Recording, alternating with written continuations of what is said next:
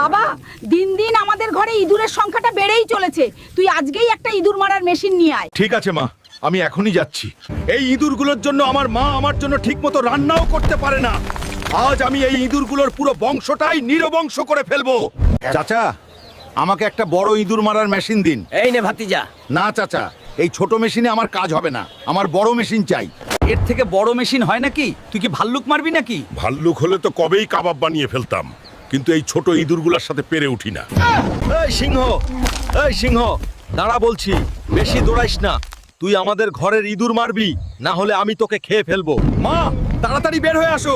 দেখো, তোমার জন্য ইঁদুর মারার মেশিন নিয়ে এসেছি। আর তোমরা চ্যানেলটা সাবস্ক্রাইব করে দাও। আজ মাকে চমকে দিব।